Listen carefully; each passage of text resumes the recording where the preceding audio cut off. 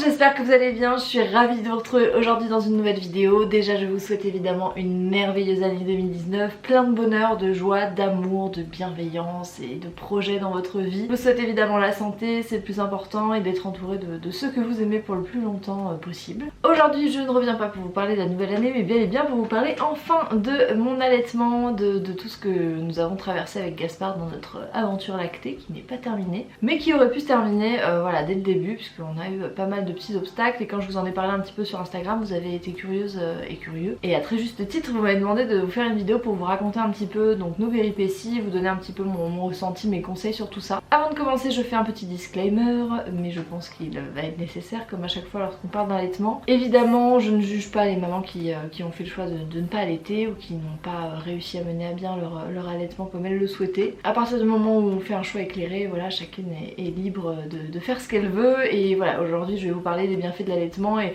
de pourquoi j'ai choisi d'allaiter, etc. Donc vous comprendrez que mon discours va être centré là-dessus, mais ça ne veut pas dire que je ne considère pas que les mamans qui font autrement soient des mauvaises mères ou que sais-je encore. Voilà pour le petit mot du début. Moi j'ai ma petite note donc sur mon téléphone, j'ai essayé de tout répertorier pour vraiment être au plus près de la réalité de ce que nous avons vécu chronologiquement avec Gaspard au niveau de l'allaitement. Et puis ensuite je répondrai aux questions que vous m'avez posées sur Instagram, donc c'est parti. Ma relation avec l'allaitement elle est assez particulière dans le sens où j'ai eu très peu de femmes modèles autour de moi qui allaitaient. J'ai pas vu ma mère allaiter, ou mes tantes, ou mes copines, ou les copines de ma maman. Voilà, j'ai eu très peu de modèles d'allaitement. C'est vrai que même quand on regarde autour de nous, dans les films, dans les livres, dans les dessins animés, j'en sais rien, voilà, on ne voit pas de femmes allaitées, on a beaucoup plus l'image du biberon. Même quand vous regardez les séries actuelles, les deux dernières séries françaises qui sont sorties sur Netflix, donc Plan Cœur et 10% que j'ai adoré, on entend Gaspard en fond. Il y a deux personnages qui tombent enceintes, enfin bref je vais pas vous spoiler les séries, mais voilà, elles ont toutes les deux des remarques sur l'allaitement qui sont voilà, très souvent pleines de clichés et assez caricaturées. Donc c'est vrai qu'on n'a pas forcément une image de l'allaitement qui est très juste, on entend beaucoup de clichés autour de l'allaitement, le lait pas nourrissant, le fait qu'un bébé allaité ne fait pas ses nuits, bref tout ce genre de choses. Donc au début pour moi c'était pas évident que j'allais voilà, allaiter mon enfant plus tard, mais quand je suis tombée enceinte j'ai eu le souhait en fait de m'intéresser à ce sujet là grâce notamment aux mamans que je suivais sur Instagram. Donc je vous mettrai leur Insta en barre d'infos, notamment Amélie et Priscilla qui sont les deux premières que je crois que j'ai suivies, voilà, qui avaient une relation complètement décomplexée à leur allaitement, et ça m'a complètement confortée dans l'idée de vouloir allaiter mes enfants, et que c'était le meilleur pour eux et que j'allais me donner les moyens de le faire. Je savais aussi que ce n'était pas forcément sans difficulté, étant donné que justement on n'est pas très bien entouré, autant les équipes médicales que l'entourage proche, voilà, personne n'est informé correctement, ou alors très peu de personnes. Du coup il fallait que je fasse mes petites recherches par moi-même, et j'ai commencé donc à m'intéresser à tout ce sujet. J'ai commencé à regarder le site de la Leech League, à lire le livre L'art de l'allaitement maternel, je crois que ça s'appelle, mais je vous avoue qu'il était un peu compliqué. J'ai découvert également le manuel très illustré d'allaitement que j'aime beaucoup, de toute façon je vous mettrai tout ce dont je vous parle en barre d'infos, et j'ai commencé à me faire ma petite quantité d'informations que je gardais précieusement pour le jour où j'allais être maman. Quand Gaspard est né, les choses ne se sont pas forcément passées comme j'aurais souhaité qu'elles se passent, ça a été plus compliqué que prévu,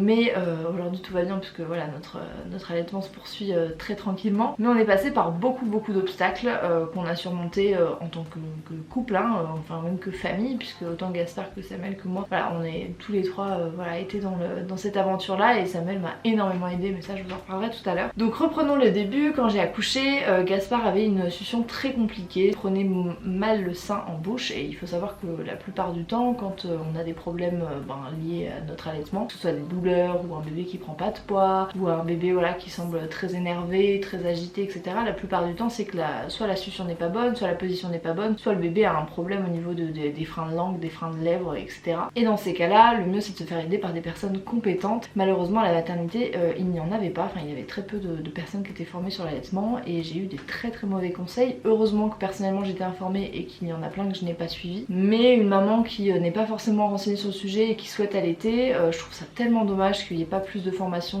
autour de l'allaitement pour les mamans voilà, qui souhaitent mener à bien leur allaitement et qui souhaitent démarrer paisiblement, parce qu'il faut pas se le cacher, même si l'allaitement c'est quelque chose de complètement naturel, c'est pas forcément inné autant pour la maman que pour le bébé. Ils ont évidemment tous un réflexe de succion, mais voilà, il peut très bien y avoir un frein de langue, il peut très bien y avoir au moment de l'accouchement au niveau de la mâchoire un petit décalement entre guillemets qui empêche une bonne succion, et on n'est pas toujours informé au niveau des possibilités. Donc moi j'avais remarqué que Gaspard avait une mauvaise succion, j'avais des douleurs au sein, mais en fait il n'arrivait pas à tirer la langue et à passer la langue sous le mamelon. Du coup il tétait avec ses gencives et ça me commençait à me faire des crevasses. Il tétait mal donc il ne prenait pas de poids et c'était un cercle vicieux. Le lendemain de l'accouchement j'ai détecté donc cette histoire de frein de langue. Je voyais qu'il avait vraiment un frein de langue trop court et j'ai commencé à en parler à l'équipe médicale qui était voilà, pas très informée sur le sujet. La pédiatre m'a dit que je délirais complètement et que pas du tout, il n'avait pas du tout de frein de langue et que tout allait très bien. Je pense que cette femme était malheureusement pas formée au frein de langue. Au lieu de me dire je ne suis pas formée et de me renvoyer vers un confrère, elle a préféré me dire que c'était moi qui délirais. On avait la chance d'avoir Anne-Cécile à nos côtés avec Samuel. Anne-Cécile qui est une conseillère en lactation certifiée IBCLC, la seule certification internationale qui certifie des connaissances suffisantes voilà, autour de l'allaitement. C'est une certification qui est complète sur le sujet. Ça ne veut pas dire que les personnes qui sont pas certifiées n'ont pas de bons conseils, mais voilà, là j'étais sûre d'avoir quelqu'un qui était calé sur le sujet. On avait eu un rendez-vous quand j'étais enceinte et on en a eu un deuxième à la maternité puisque je l'ai appelé en urgence en lui disant là je vois bien qu'il y a un problème. Et en effet elle a constaté un frein de langue au niveau de la lèvre. Donc en fait quand vous soulevez la langue, c'est un peu compliqué de vous montrer, vous avez une petite barre de peau là qui retient votre langue et en fait celle de Gaspard était très courte et du coup il n'arrivait pas à se servir de sa langue correctement. Des fois il y a des bébés même qui ont des freins de lèvres, voilà, c'est bien de les faire vérifier par des personnes qui sont compétentes. Et donc il a fallu trouver des solutions, notamment parce que Gaspard commençait vraiment à être très faible, c'est-à-dire qu'il somnolait beaucoup et du coup il tétait pas et du coup ma lactation n'était pas stimulée, donc c'était un cercle vicieux. Donc moi j'ai commencé à exprimer le colostrum. Donc le colostrum c'est le premier lait, c'est un liquide qui est assez épais, un peu jaune, qui est vraiment hyper important dans les premiers jours de vie de bébé parce qu'il est enrichi en plein de bonnes choses et notamment c'est un puissant laxatif qui permet d'écouler tout le méconium qui est à l'intérieur du bébé. Enfin bref, on va pas rentrer dans les détails mais voilà, le colostrum ce n'est pas le lait que vous aurez voilà, à vie, hein, c'est vraiment le premier liquide qui sort de vos seins. D'ailleurs très fréquemment vous pouvez le voir dans les derniers mois de la grossesse. Et donc j'ai exprimé mon colostrum à la main, sauf que c'est assez fastidieux, hein, il faut le dire, ça coule vraiment goutte par goutte. Dieu merci, les premiers jours l'estomac du bébé sont tout petit, hein, ça ressemble à une noisette puis un noyau d'abricot. Le lait maternel se digère hyper vite. Très souvent ils sont en demande de tétée, on peut un petit peu s'affoler mais il faut pas s'affoler, hein, c'est tout à fait normal, c'est pour aussi lancer la lactation. Bref, donc moi j'ai exprimé mon colostrum à la main dans une petite cuillère que je lui donnais ensuite. Enfin, c'était assez fastidieux, il avait du mal à prendre, moi j'avais du mal à remplir ma petite cuillère, j'étais vraiment très mal, hein, je vous le dis. J'ai beaucoup pleuré les premiers jours, alors non pas en mode baby blues mais vraiment parce que mon allaitement me tenait très à cœur et vous voyez qu'il y avait très peu de personnes qui étaient autour de moi pour m'encourager. Heureusement il y avait Anne-Cécile donc qui m'a donné pas mal de bons conseils et une auxiliaire de puériculture qui était en stage là-bas. Entre temps Gaspard a une suspicion de jaunisse, donc un début de jaunisse, donc on le met sous une lampe UV. Donc la lampe UV autant vous dire que ça vous assèche, hein, comme n'importe quel être humain quand vous êtes sous la chaleur. Donc il avait de plus en plus soif, c'était vraiment un cercle vicieux parce qu'en plus il lui mettait du saccharose, donc du sucre médical entre guillemets, dans la bouche pour qu'il supporte la lampe UV. Donc quand il sortait de là il avait extrêmement soif mais il n'arrivait pas à téter. Enfin c'était vraiment très fastidieux. Ce qui s'est passé à ce moment là c'est que les sages-femmes ont voulu mettre des bouts de sein en silicone, sauf qu'elles n'avaient pas la bonne taille. En plus les bouts de sein, ma conseillère en lactation m'avait dit vraiment si vous pouvez éviter, évitez, parce que bon, même si ça n'empêche pas de démarrer un allaitement, hein, après c'est plus compliqué pour revenir vraiment à une succion sans aide voilà, en plastique entre guillemets, enfin en silicone. Donc je commençais un petit peu à désespérer, à me dire que voilà j'allais jamais réussir à mener à bien mon allaitement. Je voyais Gaspard qui pleurait, il était vraiment assoiffé, affamé, il n'arrivait pas à téter, enfin c'était très compliqué. Donc on lui a donné 15 ml de lait artificiel à la maternité à ce moment là quand il sortait de sa lampe UV. Il venait de faire 6 heures sous une lampe UV donc il était vraiment desséché. On lui a donné à la seringue voilà, 15 ml de lait artificiel parce que clairement il était dans un état très compliqué, il n'arrivait même pas du coup à téter, à prendre à la cuillère. Et là à ce moment là j'avais l'impression un petit peu que mon monde s'écroulait, mais comme quoi voilà, il faut pas s'en faire.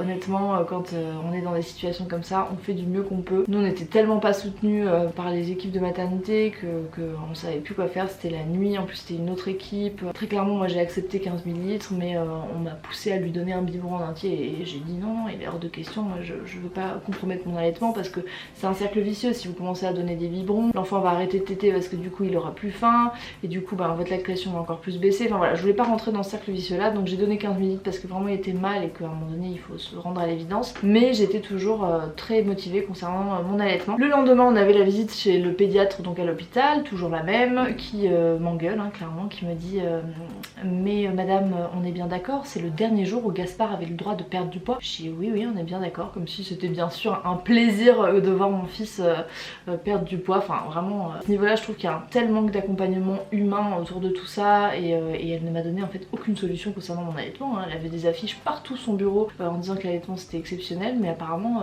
c'était juste sur les affiches parce que elle-même ne savait pas quoi me dire et arrêtait pas de me dire mais non, il n'a pas de frein de langue, il n'a pas de frein de langue, c'est normal, l'allaitement ça fait mal. Bref, donc je n'ai pas lâché l'affaire et en fait on devait voir un ORL, il nous avait dit vous allez voir un ORL, il va lui couper son frein de langue, l'ORL est en vacances, il revient demain, il revient demain. Sauf que le lendemain, pas d'ORL, Gaspard qui galère toujours, là je sentais ma montée de lait arriver, donc moi je me suis massé énormément les seins sous l'eau chaude, je les ai massés énormément, dès qu'ils devenaient durs je les massais, j'ai eu aucune douleur au moment de la montée de lait, donc je vous conseille vraiment au moment de la montée de lait de vous masser les seins, de passer vos seins sous l'eau chaude etc pour vraiment les détendre. Moi je sais que du coup ça s'est extrêmement bien passé, là il y a le premier lait qui a commencé à arriver et du coup c'était beaucoup plus facile de l'exprimer pour que Gaspard puisse le prendre, donc on m'a amené un tire-lait. L'auxiliaire dont je vous parlais tout à l'heure m'a amené un tire-lait et là on a commencé à tirer mon lait, à le mettre dans un biberon et évidemment à ne pas lui donner au biberon parce que ben voilà, le risque de confusion sein-tétine est énorme, encore plus les premiers jours, donc on ne lui donnait pas la tétine sinon il risquait encore plus de ne pas pouvoir prendre mon sein. Du coup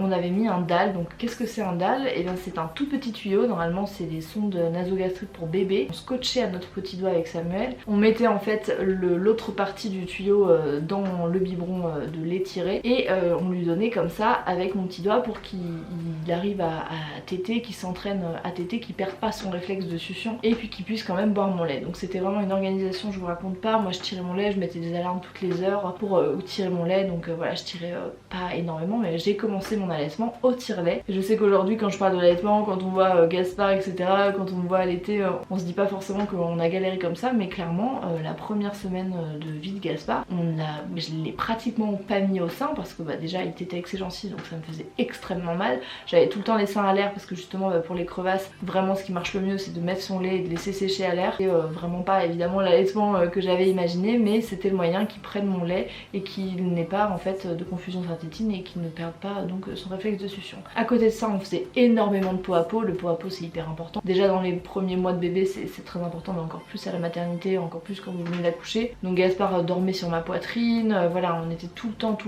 collés l'un à l'autre et ça a aidé ma lactation également. Je ne manquais pas de lait, le tire-lait faisait bien l'affaire, mais un tire-lait ne remplace pas la succion d'un bébé, donc forcément j'ai pas eu une énorme montée de lait. J'avais ce qu'il fallait parce que voilà, je drainais suffisamment et que je tirais mon lait très fréquemment pour voilà, stimuler comme il fallait. Je prenais des tisanes d'allaitement etc, je mangeais plein d'amandes, enfin bref, je mettais toutes les chances de mon côté, mais c'est vrai que ça ne remplaçait pas une tétée d'un bébé. Donc à un moment donné je me suis vraiment impatientée quand l'ORL n'était toujours pas là et qu'on m'a clairement fait tourner en bruit puisque ben voilà, le soir on m'a annoncé que je ne verrais pas l'ORL et que Gaspard n'aurait pas son frein de langue coupé. Là clairement j'ai dit que j'allais quitter l'hôpital, j'avais réussi à avoir un rendez-vous d'un ORL à l'extérieur et j'ai dit que je quittais l'hôpital. On m'a dit mais vous pouvez pas partir comme ça, on va pas vous laisser partir. Je leur ai dit que l'hôpital n'était pas une prison et que clairement là ma priorité c'était mon fils, que ça ne servait à rien de rester là parce qu'en fait il voulait attendre que Gaspard reprenne du poids, mais il reprenait du poids voilà que très peu parce que bah, tout simplement il avait toujours son frein de langue et c'était toujours compliqué. Au bout d'une semaine de tétée comme ça avec le petit doigt etc, on est sorti. On a vu une ORL qui lui a coupé le frein de langue mais genre un demi-millimètre. Je pense qu'elle n'était pas formée non plus là-dessus, qu'elle nous a pris voilà parce qu'elle a vu qu'on était désespérés, mais elle s'est pas trop aventurée. Du coup bon, en rentrant à la maison il n'y avait pas beaucoup d'amélioration, un petit peu mais pas beaucoup, et moi je commençais vraiment à désespérer, donc j'ai rappelé ma conseillère en lactation qui est venue pour le 3e rendez-vous à la maison, qui a regardé, qui en effet m'a dit là le frein de langue il a pas été coupé, enfin il a été très peu coupé, donc du coup bah, c'est comme si il n'y avait rien eu. Donc là j'étais un petit peu désespérée, je vous avoue, hein, parce que du coup bah, vous rentrez chez vous etc et vous pensez qu'enfin ça va pouvoir se mettre en place, et on était toujours en galère, on lui donnait toujours avec le petit doigt mais je le mettais aussi au sein, enfin vraiment c'était assez compliqué. Et là ma sage-femme à domicile qui devait m'accoucher à la maison, parce que si vous avez pas suivi à la base je devais accoucher à la maison, mais je vous renvoie à ma vidéo sur l'accouchement, elle est arrivée pour faire les soins pour Gaspard et pour vérifier si moi tout allait bien, et elle m'a dit mais moi les freins de langue y a pas de soucis, je sais les couper. Et d'un coup de ciseau elle nous a fait ça, Gaspard il dormait, c'est à dire qu'il ne s'est même pas réveillé et c'était fini quoi, voilà, elle avait enfin résolu notre problème. Donc il a fallu lui réapprendre un petit peu à téter. Au début les premiers jours c'était un peu compliqué, mais après voilà, ça s'est mis en place et il a pu vraiment sortir sa langue, téter correctement, et ça nous a soulagé autant lui que moi, et ça y est c'était lancé et on n'a plus jamais eu besoin du petit tuyau accroché à mon doigt etc. Sauf que l'aventure ne s'arrête pas là, puisque comme j'avais eu pas mal de crevasses à la maternité, bah, j'avais eu des petites coupures. Qui dit coupure dit petits microbes qui s'infiltrent beaucoup plus facilement, et j'avais contracté une candidose. Donc une candidose c'est un champignon qui ne concerne pas seulement l'allaitement, mais bon là on va parler de ça. Et ça gratte énormément, on a l'impression qu'on vous plante des coups de couteau dans le téton. C'est une sensation horrible à chaque tété, et puis en plus ce qui est horrible c'est que vous le refilez entre mère et fils, c'est-à-dire que comme ça se refile entre muqueuses, à chaque fois qu'il tétait, Gaspard le chopait dans sa bouche, et donc comme il le chopait dans sa bouche, à chaque fois qu'il tétait, il me le redonnait, enfin bref c'était un truc sans fin. Je suis trop contente d'avoir eu Anne-Cécile encore une fois à mes côtés, puisqu'elle m'a conseillé donc le bicarbonate de soude, l'huile de coco, tout ça c'est des trucs que vous pouvez trouver dans le manuel très illustré de l'allaitement qui est très bien fait. Mais voilà, donc j'ai traité ma candidose, mais clairement ça, si vous ne savez pas ce que c'est, vous vous dites mais c'est pas possible, c'est inhumain, il y a quelque chose qui va pas. Et clairement oui, il y avait quelque chose qui allait pas, mais personne n'était capable de me dire quoi faire, même à la pharmacie etc. Ben voilà, c'est vraiment très peu connu, et heureusement ma conseillère en lactation donc a fait ce qu'il faut pour me donner le traitement adapté complètement naturel pour Gaspard et pour moi. La candidose s'est petit à petit en allée, et on a pu reprendre un allaitement serein jusqu'à ce qu'intervienne le REF. Le REF c'est le réflexe d'éjection fort. À un moment donné je comprenais pas, Gaspard s'étouffait à chaque fois qu'il tétait, et il s'enlevait du sein très violemment. Des fois il tirait avec sa gencive et je me disais mais qu'est-ce que c'est, qu'est-ce qui se passe quoi. Et en effet en regardant dans mon manuel très illustré de l'allaitement, je retombe sur le REF, et donc le réflexe d'éjection fort c'est que le lait en fait tout au début de la tétée part très fort et étouffe le bébé qui n'arrive pas à avaler correctement. Donc il a fallu exprimer le lait à la main avant chaque tétée pour permettre voilà de le désengorger entre guillemets. Petit à petit le REF est parti, de temps en temps il revient, mais maintenant Gaspard le gère mieux vu qu'il est plus grand. Aujourd'hui il va avoir 11 mois dans quelques temps, et l'allaitement se passe merveilleusement bien. Donc là je vous ai fait la version raccourcie, mais c'est vraiment voilà toutes les étapes par lesquelles on est passé pour en arriver aujourd'hui à un allaitement serein. Je regrette pas du tout de m'être battue de cette façon pour mon allaitement, parce que c'était vraiment ce que je voulais, et voilà je n'aurais jamais pu me battre seule hein, clairement, s'il n'y avait pas eu Samuel à mes côtés pour me soutenir et pour me dire qu'il croit en moi et qu'il faut que je continue. Je sais pas où on en serait aujourd'hui, mais c'est très important d'être soutenu. Et quand je vois certains clichés de dire que le papa ne peut pas s'impliquer quand il y a allaitement, je trouve ça tellement faux. Moi Samuel il a été d'un soutien mais indispensable, enfin s'il n'avait pas été là, je vous dis, je sais pas si j'aurais pu allaiter à l'heure où je vous parle. Évidemment d'avoir un partenaire à vos côtés qui peut vous soulager, qui peut s'occuper du reste de la maison, qui peut vous amener à manger, vous câliner, vous réconforter. Parfois il était même avec nous pendant la tétée, on se faisait un câlin familial, et c'est des moments qui sont si précieux. Et moi je trouve, et quand Samuel en parle, d'ailleurs ce serait peut-être intéressant un jour qu'il vous parle de sa vision à lui, et encore aujourd'hui il a complètement sa place de père, et le fait que j'ai choisi d'allaiter n'a changé en rien en fait la place qu'il a auprès de Gaspard en tant que papa. Maintenant je vais répondre à vos petites questions, alors pas à toutes parce que vous avez été énormément à me poser des questions, mais je vais essayer de prendre celles qui sont revenues le plus. La question: tu comptes allaiter jusqu'à quand? J'ai déjà répondu à cette question, mais on souhaite aller jusqu'au sevrage naturel. Pour l'instant tout se passe bien, donc voilà, quand il n'en aura plus envie, ou que moi-même je n'en aurai plus envie, on se posera la question, mais pour l'instant c'est pas du tout d'actualité. Gaspard boit-il autre chose que ton lait en termes de boisson? Oui, et aujourd'hui il boit de l'eau depuis qu'il est diversifié, mais avant qu'il soit diversifié, donc avant ces 8 mois, il ne buvait exclusivement que mon lait. Il faut savoir que même en cas de forte chaleur, le lait voilà, est la seule boisson qu'on conseille voilà, avant la diversification. À partir de quel âge a-t-il pris le biberon lorsque tu n'étais pas présente pour allaiter? Il n'a jamais pris de biberon, tout simplement encore une fois pour éviter cette confusion synthétine. On lui a donné dans la cup 360 de Munchkin, je vous la mettrai en photo ici et en barre d'infos si jamais ça vous intéresse. Et l'idéal c'est de trouver un contenant adapté qui évite la confusion synthétique. Je vous mettrai un article sur tous les contenants possibles en barre d'infos, parce que voilà c'est bien de se renseigner, surtout s'il y a une reprise du travail etc et que vous souhaitez tirer votre lait. Comment gérer les proches malaisants avec leur pseudo savoir universel? Mais écoutez, moi je vous conseille d'être encore plus renseigné qu'ils ne le prétendent l'être, et d'avoir des arguments bêtants, ou alors de répondre oui tout à fait, et de faire exactement comme vous voulez. Gaspard a-t-il eu des pics de croissance? Alors oui bien sûr, notamment la règle des 3-6-9 entre guillemets, donc 3 jours, 6 jours, 9 jours, 3 semaines, 6 semaines, 9 semaines, et 3 mois, 6 mois, 9 mois. C'est en effet des périodes où moi j'ai remarqué qu'il était beaucoup plus, notamment le pic des 3 mois qui a été très fort, le pic des 3 semaines aussi qui a été très intense, où il était non-stop, et ça peut faire peur, mais vraiment c'est des petites périodes à passer, et c'est très important pour eux parce que c'est là en fait qu'ils envoient le signal à votre cerveau et à votre poitrine pour lui dire de produire encore plus de lait et de s'adapter donc à son besoin parce qu'il est en train de grandir. Donc voilà, c'est des périodes qui sont intenses mais qui sont importantes pour votre allaitement. Et je vais terminer avec cette question: pourquoi avoir privilégié l'allaitement au lait artificiel? Parce qu'en me renseignant, je me suis bien rendu compte que c'était ce qu'il y avait de meilleur pour mon bébé et pour moi. On en parle assez peu, mais il y a aussi beaucoup d'avantages à allaiter quand on est maman. Ça réduit très fortement les risques de cancer du sein, cancer de l'utérus. C'est l'aliment qui est le plus adapté au bébé. C'est voilà, c'est le lait maternel, c'est mon corps qui a donné la vie et c'est lui qui le nourrit. Et je trouve ça incroyable en fait que ce lait là s'adapte voilà, des premiers jours de sa vie jusqu'au moment où il n'en aura plus besoin. Ça participe à son immunité, c'est bourré d'anticorps. Il y avait aussi la dimension affective et ce lien voilà, que je trouve si particulier quand on voit une mère allaiter son enfant. Attention, ne me faites pas dire ce que je n'ai pas dit, ça ne veut pas dire qu'on n'a pas de lien avec son enfant quand on n'allaite pas, mais personnellement c'est un lien que j'avais à cœur de connaître voilà, avec mon enfant. Et encore une fois, je trouvais que c'était le plus adapté pour lui. C'est en très gros résumé les raisons pour lesquelles j'ai choisi d'allaiter. Et si c'était à refaire, je ferais tout pareil, à la petite différence près que je partirai de la maternité un peu plus tôt pour que le frein de langue soit coupé plus rapidement. J'espère avoir répondu à vos questions, n'hésitez pas à m'en poser en commentaire, je répondrai avec plaisir. J'espère que ça vous aura plu, que ça pourra vous aider. Si vous êtes future maman, je vous souhaite le meilleur dans votre aventure lactée. Vraiment c'est une aventure exceptionnelle. Je vous souhaite beaucoup de courage, tenez bon, parfois c'est pas facile, il y a pas mal d'obstacles, mais quand tout va bien c'est vraiment incroyable. Je vous embrasse fort et je vous dis à très vite dans une prochaine vidéo. Ciao ciao.